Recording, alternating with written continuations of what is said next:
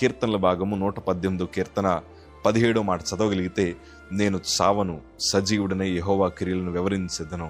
ఈ మాట మనందరి బ్రతుకులు నెరవేర్చబడును గాక. మనం చావాల్సిన అవసరం లేదయ్యా. మనం సజీవులుగా ఉండి దేవుని చేసిన అద్భుత సాక్ష్యాలు సమాజంలో వివరించే కృపను దేవుడు మనకు అనుగ్రహించబోతా ఉన్నారు. ఎంతో మందిని నా ప్రభు కాపాడుతూ వచ్చారు. శ్రమల మధ్యని నడిపించిన ఆయన మీకు బలాన్నిచ్చి ఎంతవరకు ప్రభు తీసుకొచ్చారంటే, మిమ్మల్ని విడిచిపెట్టడానికి కాదు, మిమ్మల్ని ఒక బలమైన సాధనంగా నా ప్రభు వాడుకోవడానికి ఇష్టపడుతున్నారు.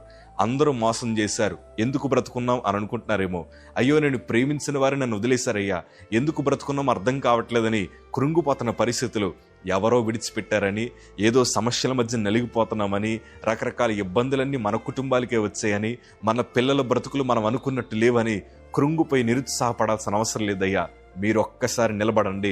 నా ప్రభు మీ భుజము తట్టి ఆయన మిమ్మల్ని ఉన్నతమైన స్థితిలో పెట్టగలిగిన ఒకే ఒక్క సమర్థుడైన. ఎందుకో తెలుసా? ఆయన మనలను ప్రేమించాడయ్యా. మన చుట్టూ ఉండే వారందరికంటే ప్రభు మనల్ని ప్రేమించాడు.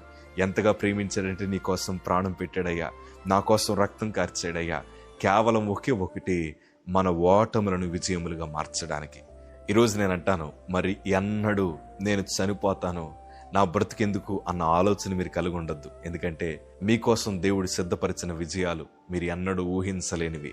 వాటి కోసం ఎదురు చూడండి అయ్యా, వాటి కోసం కనిపెట్టండి, ప్రార్థించండి. దేవుడు మీ పక్షానున్నారు. God bless.